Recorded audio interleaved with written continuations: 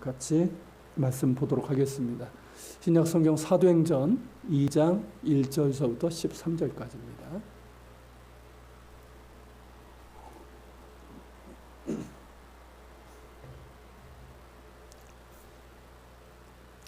사도행전 2장 1절서부터 13절까지입니다.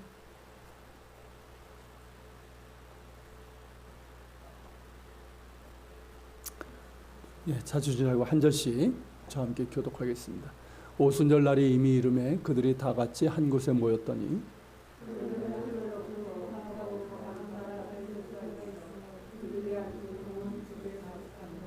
마치 불의 혀처럼 갈라지는 것들이 그들에게 보여 각 사람이 하나씩 임하여 있더니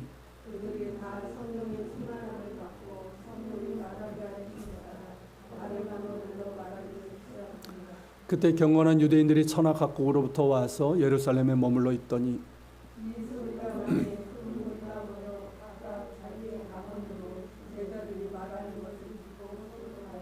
다 놀라 신기하게 여겨 이르되 보라 이 말하는 사람들이 갈릴리 사람이 아니냐.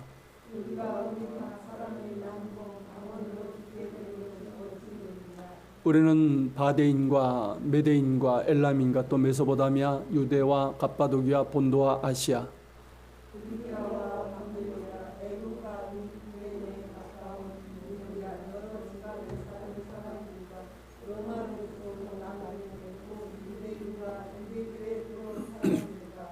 그레데인과 아라비아인들이라 우리가 다 우리의 각 언어로 하나님의 큰 일을 말함을 듣는도다 하고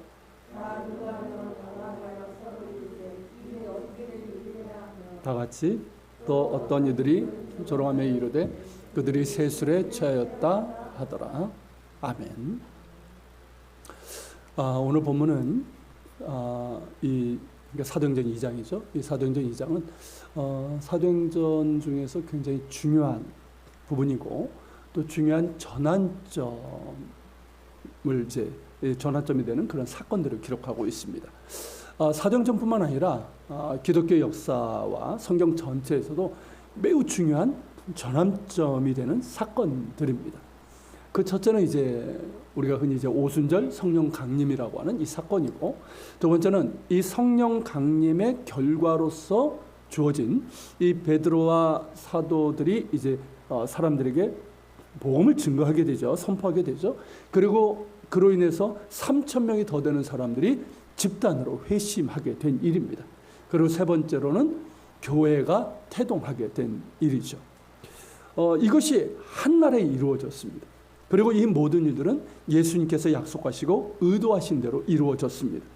성령을 약속하신 대로 성령께서 강림하셨고 제자들은 성령의 능력과 지혜에 힘입어 담대하게 복음을 전했으며 예수님께서 세우시겠다고 하신 이 공동체, 즉 교회가 세워지게 됩니다. 참으로 중요하고 감격적인 일이 아닐 수가 없습니다. 더불어 이 사건들이 중요한 것은 오늘날에도 우리에게 성령의 역사는 동일하고, 그리고 성령을 통해서 우리에게 하나님께서 원하시는 바가 동일하기 때문입니다. 성령 충만해야 되고 성령이 충만한 가운데 복음의 증인으로서 살아가야 되고 또한 주님의 몸된 교회를 섬겨 나가야 하기 때문입니다. 성령 강림은 오순절에 이루어졌습니다. 이 오순절은 이제 유월절, 초막절과 더불어 3대 절기 중에 하나고요. 그리고 이제 다르게는 맥추절, 칠칠절로도 부릅니다. 맥추절이라고 하는 이유는 요때 이제 보리하고 본미를 추수해서 이제 감사로 하나님께 이제 드리는 그런 절기이기 때문에 그렇습니다.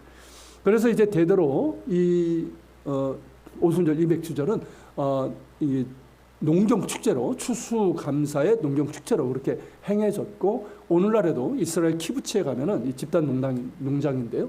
키부츠에 가면은 이 감사, 추수 감사 축제가 행해지는 것을 볼 수가 있습니다. 그리고 이제 구약 성경에서는 칠칠절이라는 이름으로 많이 나오죠. 이 이름은 유월절이 끝나고 이제 7주 후에 오기 때문에 7 곱하기 7, 77절인 거죠. 그렇게 불려지게 된 것이고, 히브리어로도 7을 뜻하는 이제 샤브의 복수형, 샤브옷이라고 그렇게 부릅니다. 그리고 이제 오순절이라고 하는 이유는 유월절이 끝나고 77이 49일 그 다음 날부터 시작되거든요. 그렇기 때문에 50을 뜻하는 오순절이라고도 부르고, 신약에서는 어떻습니까? 오순절이라는 표현을 더 많이 쓰죠.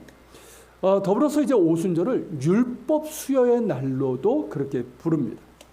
출애굽기 19장 1절에 의하면 이스라엘 백성이 출애굽해서 시내산에 그 밑에 이른 때가 애굽에서 첫 번째 유월절을 지내고 다음 날 바로 나오잖아요.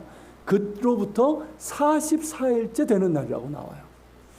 그러니까 이제 거기에 이제 뭐 도착하고 텐트를 치고 모세가 시내산에 올라가서 50일째 되는 날 이 십계명 돌파 율법을 받았다라고 그렇게 이제 얘기를 할 수 있는 거죠. 그래서 이제 이 오순절을 율법 수요의 날로 얘기합니다. 물론 이제 뭐 성경에 딱 그날이다라는 말은 아니지만 합리적인 추정이고, 그래서 이제 유대교에서는 오순절을 율법 수요의 날로 그렇게 이제 의미를 부여하고 있습니다. 요약하면 이 77절 맥주절이라고 하는 오순절은 이 추수감사의 축제와 율법 수요의 날이라는 의미가 있습니다. 바로 이것이 영적으로 이루어진 것이에요. 자, 성령의 강림으로 인해서 성령의 말하게 하심에 따라 120명의 신도들이 각각 다른 언어로 말하기를 시작했죠. 그리고 그 말의 내용이 뭐였습니까? 하나님의 큰 일이에요. 즉 예수 그리스도를 통해서 하나님께서 행하신 그 큰 일들에 대한 것이었어요. 그리고 성령 충만을 받은 베드로와 이 사도들이 이 설교를 통해서 3,000명이나 더 되는 사람들이 회심하고 세례를 받았습니다. 그러니까 시내산에서 이 율법이 수여된 것처럼 성령 강림을 통해서 하나님의 말씀이 그들에게 임했고, 그 말씀을 들었을 때 영적 추수가 이루어지게 된 것이죠. 그러므로 성령께서 이 오순절에 강림하신 것은 우연이 아니라 오순절이 가지고 있는 의미를 실제로 보여주신 사건이라고 할 수가 있어요. 그러니까 유월절에 예수님께서 십자가에 달려 돌아가심으로 그 속죄 제물이 되셨잖아요. 그거와 이제 같은 맥락인 거죠. 자, 오순절에 예수께서 말씀하신 대로 이제 120명의 사람들이 거기서 이제 함께 모여 기도하던 중이었습니다. 그때 먼저 하늘로부터 들려오는 바람 같은 소리가 있었어요. 그리고 그 소리가 그들이 앉은 온 집에 가득했습니다. 그리고 불의 혀같이 갈라지는 것들이 각 사람의 머리 위에 임했습니다. 자, 바람은 뭘 상징할까요? 성령을 상징합니다. 그러니까 바람이 성령이라는 뜻이 아니고요. 이 성경 곳곳에 성령은 바람과 같은 것으로 그렇게 상징이 되어 나타납니다. 여러분 에스겔서에 보면 마른 뼈가 살아나는 그 장면이 있죠.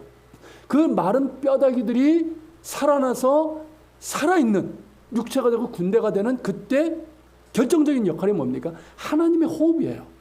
그러니까 즉 성령이 바람처럼 그들에게 임하고, 그래서 그들이 생명이 된다는 거죠.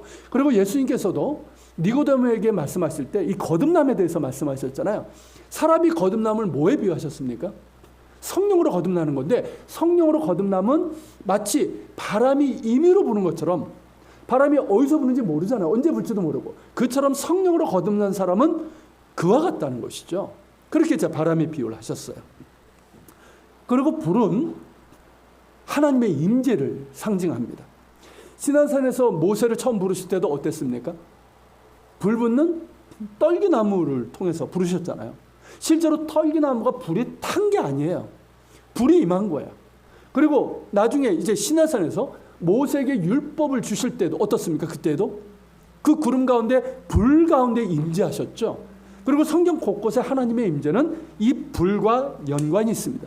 그러니까 실제 불이라기보다는 신적 화염이라고 하는 것이, 신적 화염이라는 것이 좀 더 맞을 것 같아요. 물론 실제 어떤 불도 있지만 이 떨기나무의 모습을 보면 실제 불은 아닌 것 같아요.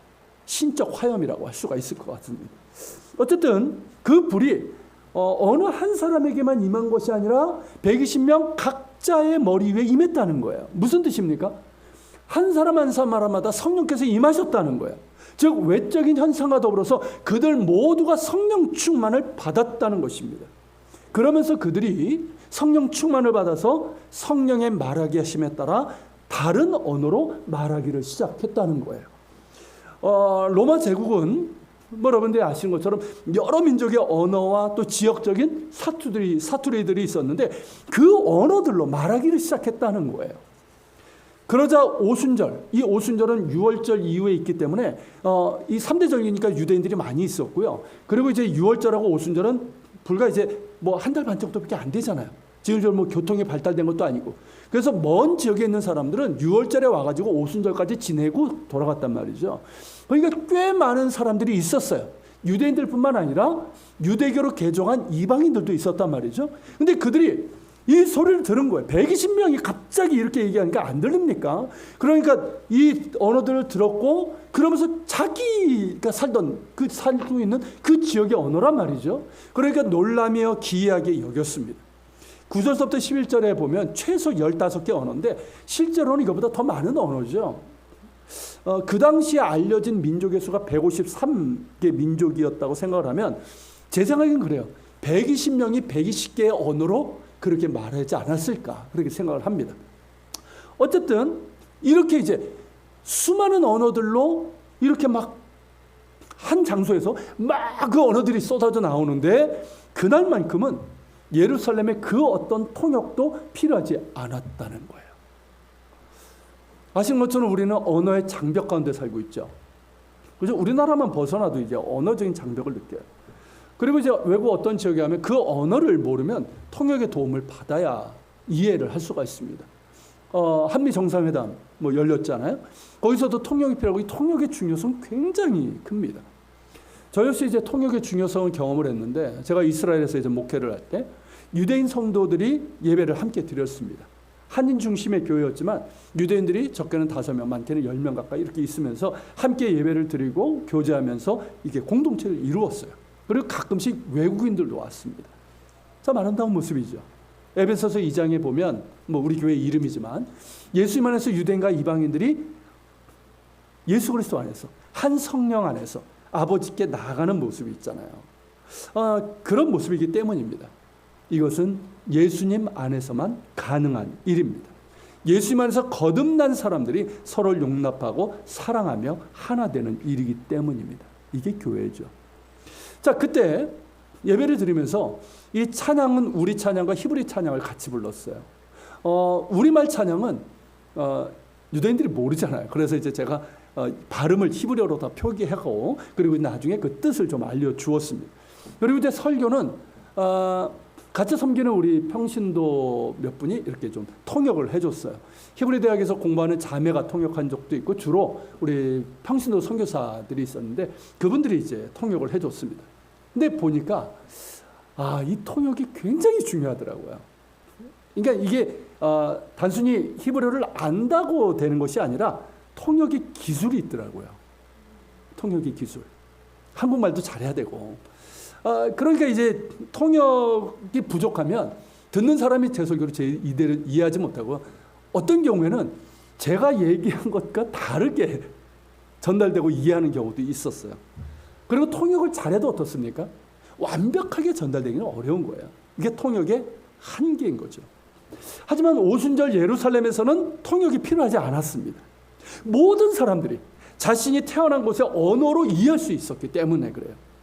당시 지중해 지역의 공용어는 뭐였습니까? 로마 제국, 지중해 연안 이쪽의 공용어는 뭐였습니까? 헬라어, 그리스였단 말이죠. 그러니까 오늘날의 영어와 같아서 이 헬라어만 할 줄 알면 로마 지역 어딜 가든 불편함이 없었단 말이죠. 그리고 이제 유대 지방은 이 히브리어의 사촌 언어인 아람어, 지금의 수리아 지방입니다. 아람어를 사용하고 있었어요. 그러니까 이제 이 이스라엘 지방에 있는 이 유대 지방에 있는 유대인들은 아람어를 사용하고 있었고, 그리고 좀 교육 수준이 있는 사람들은 헬라어도 할 줄 알았고요. 그리고 이제 로마의 통치하에 있었으니까 어떻습니까? 어느 정도 좀 이제 수준이 있는 사람은 라틴어도 할 줄 알았단 말이죠. 더불어서 이때가 유월절에서 오순절이었으니까 로마 제국에 흩어져 있던 유대인들, 그리고 이 유대교를 개정한 이방인들이 와 있었습니다. 그러니까 이들은 어떤 언어를 또 사용하고 있었어요? 자기가 태어나고 살고 있는 그 지역의 언어를 사용하는 사람들이에요. 그런데 지금 이들의 귀에 들리는 말은 뭡니까? 공용어인 헬라어가 아닌 거예요.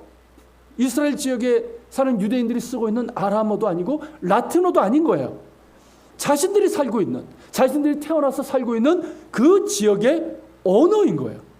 다른 사람들은 몰라도 그 지역 사람들의 귀에는 들립니다. 그렇죠? 여러 민족의 지역, 여러 민족과 지역의 언어들이 한꺼번에 들리니까 어떻습니까? 굉장히 시끄러운 거예요. 그럼에도 불구하고 자기가 살고 있는 언어는, 지역의 언어는 분명히 들리는 거예요. 이런 경험은 외국에 나가보면 금방 알게 되죠. 외국의 어떤 도심이나 시장같이 이제 사람들이 많이 모이는 곳에 있으면 그 언어를 모르니까 어떻습니까? 굉장히 시끄러워요. 그냥 소음이에요, 소음. 또 외국인들이 많이 모이는 것도 없습니까? 다양한 외국인들이 있는 곳은 더하죠. 그런데 어디선가 내 귀에 쏙 들어오는 말이 들리는 거예요. 그 시끄러운 와중에도 정확하게 들리는 말이 있습니다. 어디 말일까요? 한국말이에요. 그러니까 어찌나 반갑고 잘 들리는지 처음 보는 사람인데도 어떻습니까? 마치 그냥 예전서부터 알던 사람처럼 막 인사하고 반갑다고 어디서 오셨네요. 바로 그런 거예요. 이런 경험이 오순절 바로 그날 있었던 것이죠. 그곳에 있던 모든 사람들이 그런 경험을 했습니다. 그런데 정작 그 말을 하는 사람들은 그 말을 몰랐어요. 사람들이 말한 것처럼 이들은 갈릴리 사람들이에요.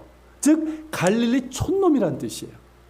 그러니까 갈릴리 촌놈, 여러분 아시죠? 지금은 해외여행하지만 예전에는요, 대부분의 사람들이 자신이 태어난 곳에서 사실은 한 10km 이상, 넓게 하자면 50km 이상 벗어나기가 쉽지 않았어요. 이들은 갈릴리 촌놈들이에요. 그런데 이들 그 지역에 가본 적도 없고 그 지역의 언어도 몰라요. 그런데 정확하게 그 지역의 언어를 말하고 있는 거예요. 그러니 놀랄 수밖에 없죠. 정말 놀라운 일입니다. 정말 소름 끼치도록 놀라운 일이고 기이한 일이에요. 그러니까 이것이 어찌된 일인가 하면서 서로를 보면서도 믿기지 않는 표정이었을 것입니다. 그만큼 놀라운 일이었습니다. 이것을 보면 오순절에 임했던 이 방언은 오늘날 이제 흔히 우리가 이제 경험하고 아는 이 방언과는 다른 부분이 있어요. 방언 기도를 하는 분들을 보면 대부분이 어떠냐면 어떤 특정 언어라기보다는 어떤 일련의 음절을 중얼거리는 그런 형태입니다. 때로는 이제 중국어나 동남아어나 아랍어처럼 들릴 때가 있어요. 저도 이제 그런 경험을 하지만, 근데 실제로는 어떻습니까? 어순을 갖춘 언어라기보다는 일련의 음절의 반복에 가깝습니다. 그리고 실제로 성경에 보면 두 종류의 방언이 나와요. 하나는 뜻을 알 수 없는 그런 이제 방언이 있고 외국어로서의 방언이 있습니다. 앞의 종류의 방언은 고린도전서 12장에서 사도 바울이 말하고 있는 그 방언의 은사 있죠. 그것이고, 그리고 성령의 은사로서의 방언이 이제 여기에 해당되는 것이고요. 그리고 외국어로서의 방언이 이제 오순절에 나타난 방언입니다. 오늘날 대부분의 방언의 은사는 뭘까요? 앞에 것들이에요. 그러니까 이제 특정 언어가 아니라 일련의 이제 음절의 반복. 물론 여전히 특정 문화권의 언어로서의 방언의 은사를 받는 분들이 있습니다. 저도 본 적이 있어요.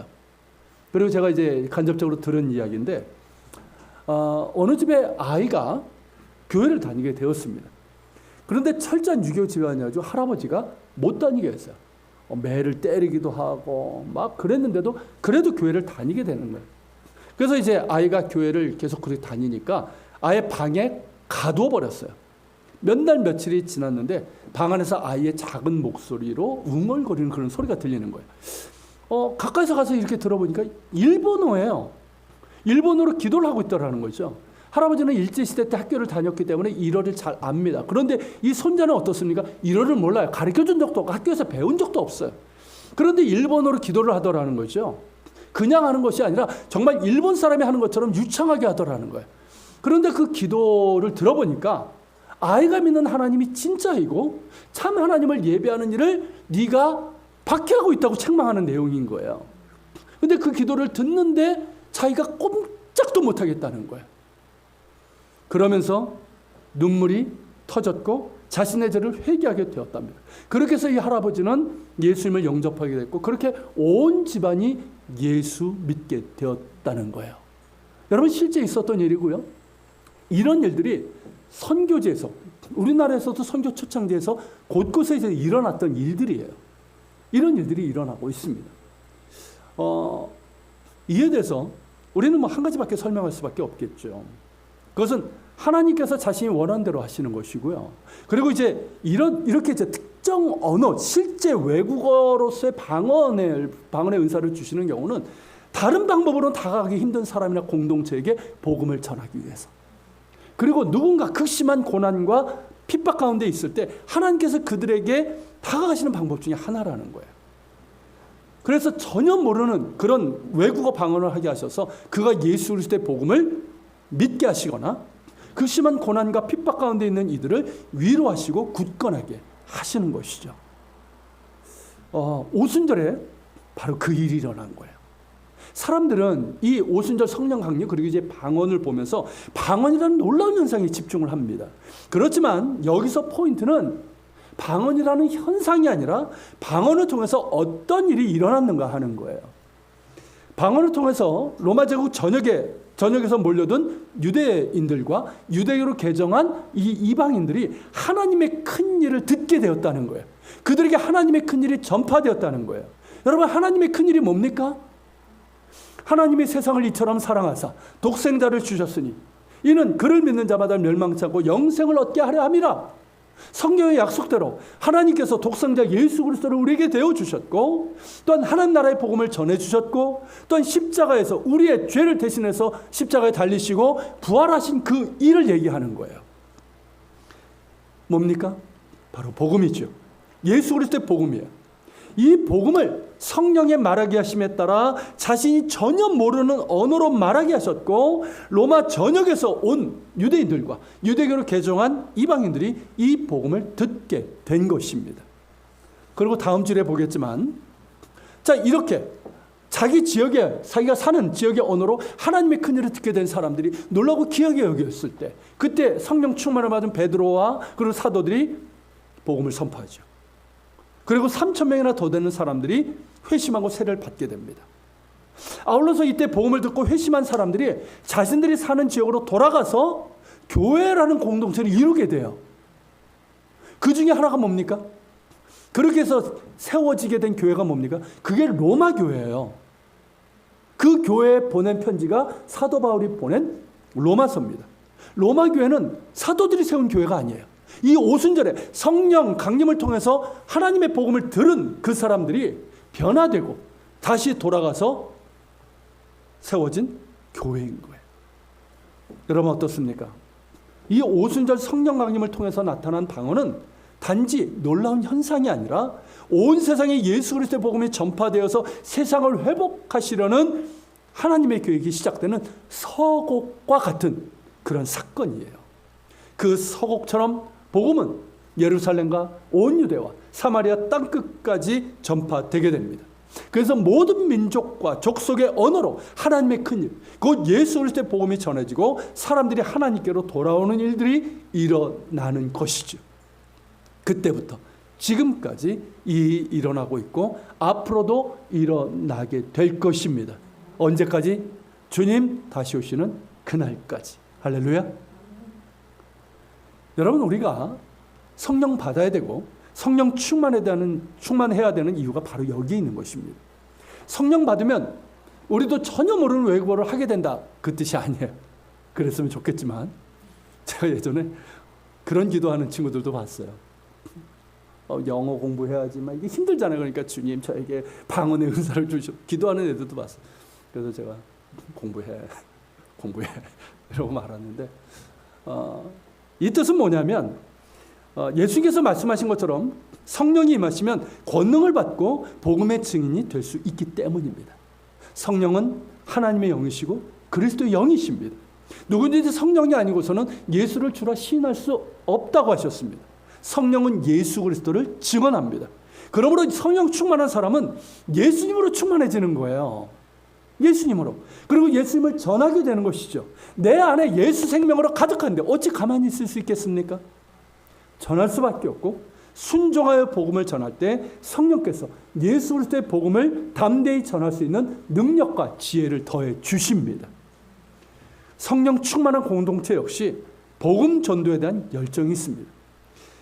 그저 뜨겁고 방언한다고 시끄러운 것이 아니라 예수님으로 가득하고 예수님을 사랑하고 전하고 싶어하는 열정으로 가득합니다. 초대교회가 그랬던 것처럼 말입니다.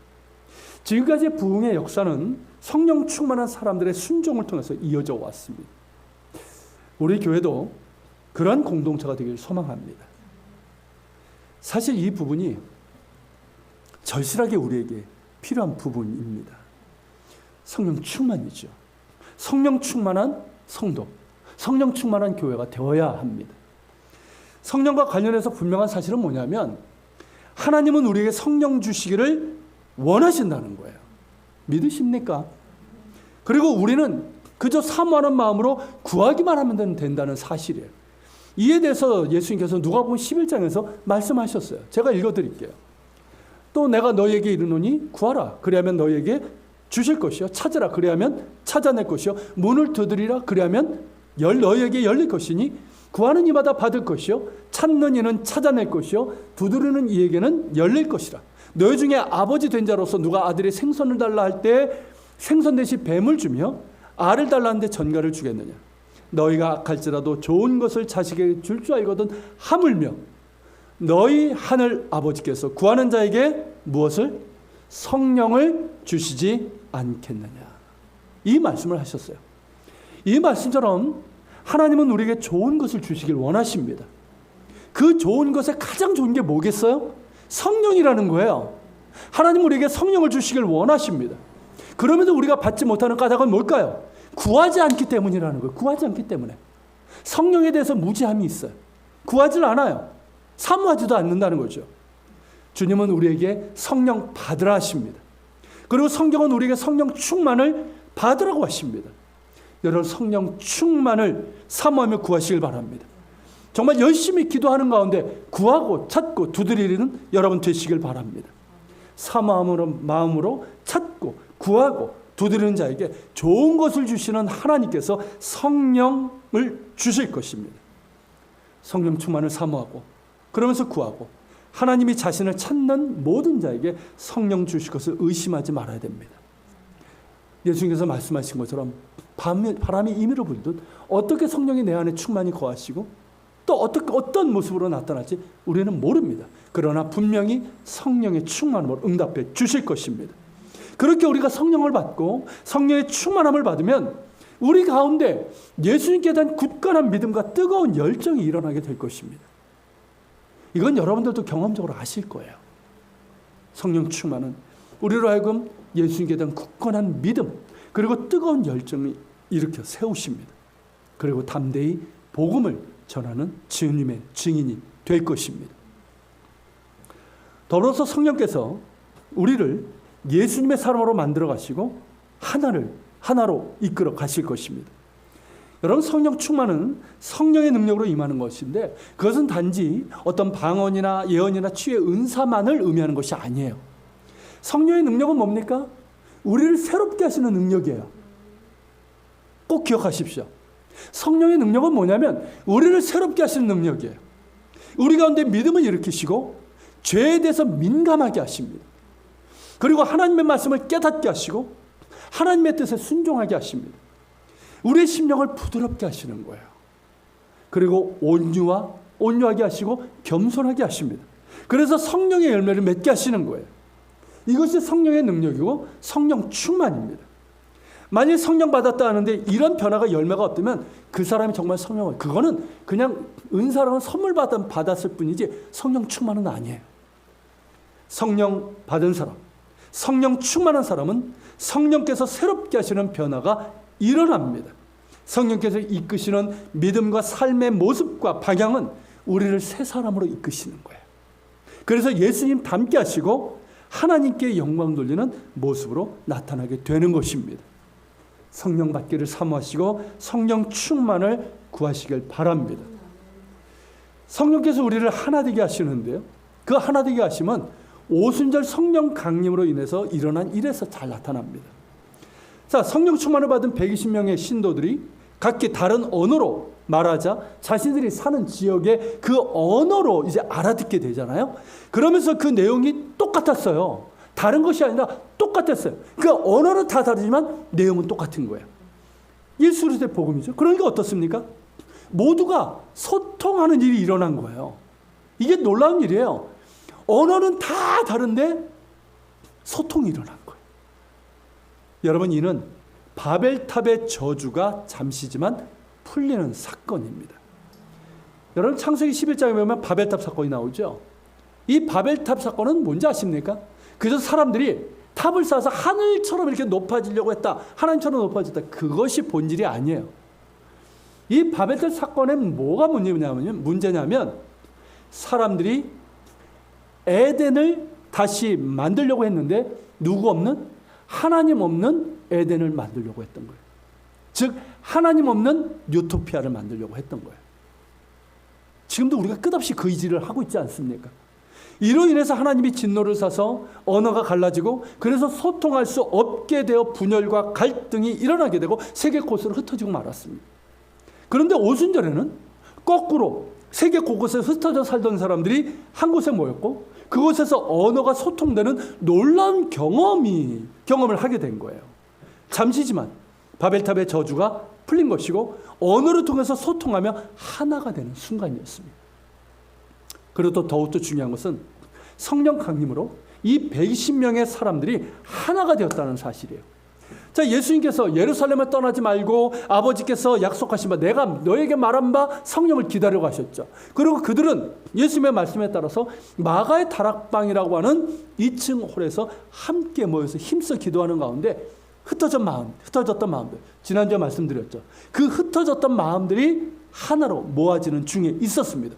그런 가운데 성령께서 임재하시고 성령의 충만함을 그들이 받으니까 어떻게 됩니까? 온전히 하나가 된 거야. 정말 하나가 된 거예요. 그렇게 하나가 되었고 그래서 그들은 우리가 교회라고 하는 그런 예수님의 공동체를 이루는 멤버들이 되게 됩니다. 그 교회가 어찌나 성령으로 하나 되고 사랑으로 하나 되고 말씀으로 하나가 되었는지 교회 밖에 있는 사람들이 보니까 마치 천국을 보는 것 같다고 그랬어요.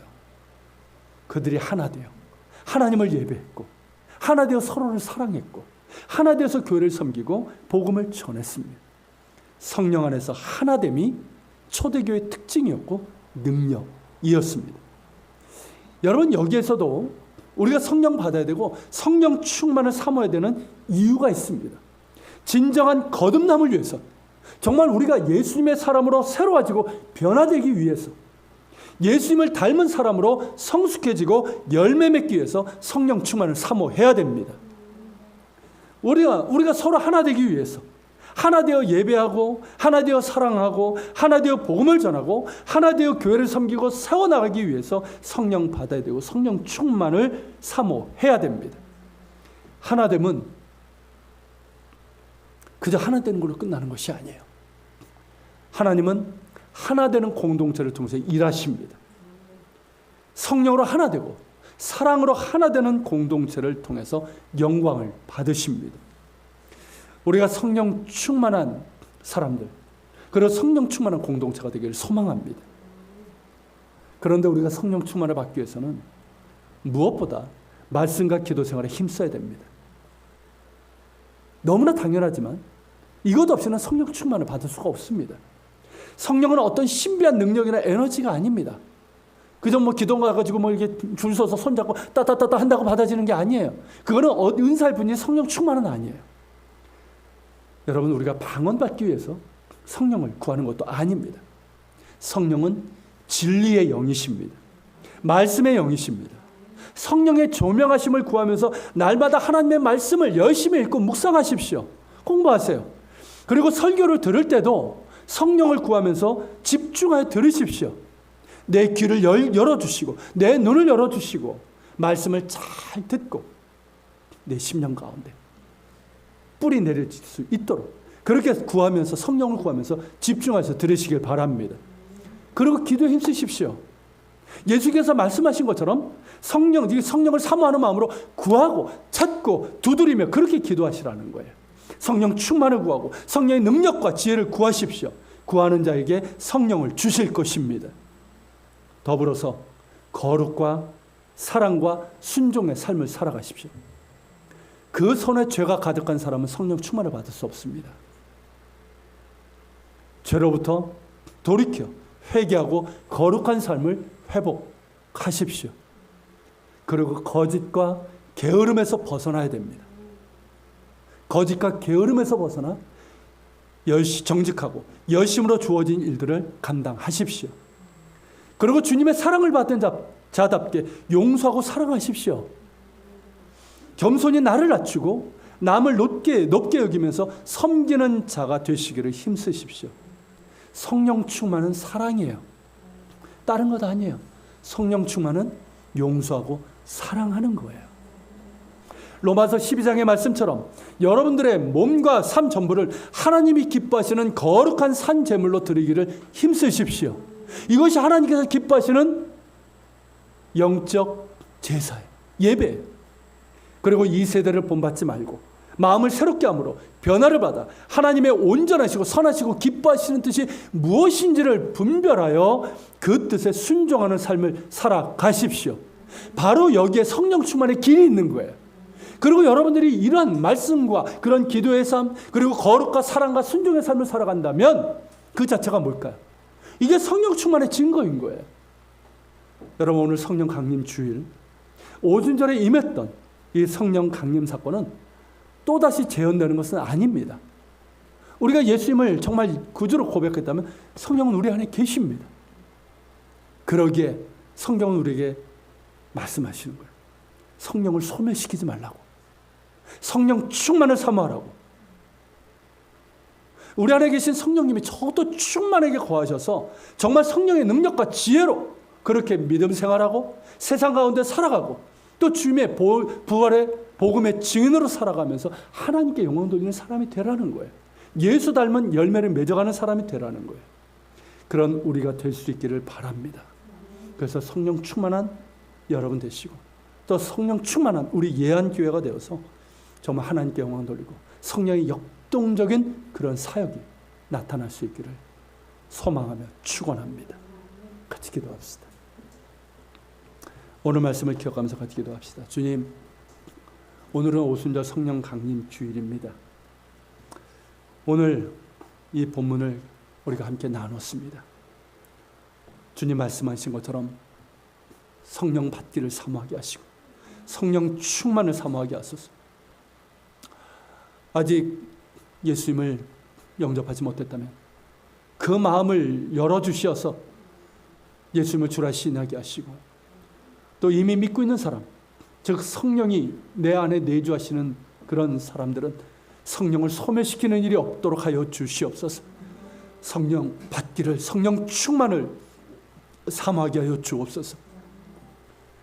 주님, 날마다 말씀과 기도 생활에 열심을 내게 하시고 거룩과 사랑과 순종의 삶을 살아가게 하여 주시옵소서.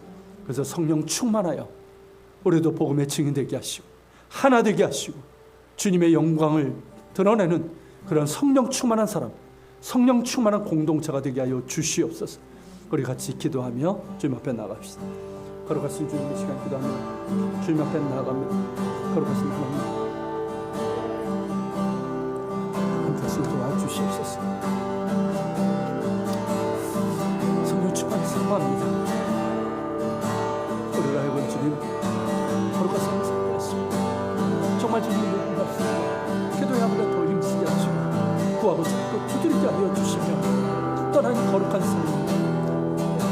하나님과 거룩한 삶을 살게 하시고 또한 사랑하며 순종하는 삶을 살게 주옵소서. 그런 가운데 주님 성령 충만함으로 하시고 정말 우리가 새롭게 되는 변화와 정말 열매를 맺게 하시고 하나님께 영광 돌리게 하시고 복음의 증인이 되게 하여 주옵소서. 하나님 무력한 우리들이 다시금 성령으로 뜨겁게 하시고 정말 아버지 영광을 드러낼 수 있는 저도 되기를 원합니다. 주님, 성령 충만함을 우리에게 부어주시옵소서. 주님, 함께 주시기를 원합니다. 우리 한 사람 한 사람이 성령 충만한 사람이 되게 하시고 성령 충만한 우리 예한교회 될 수 있도록 아버지 도와주셔서 나를 구원의 부심을 도와주시옵소서.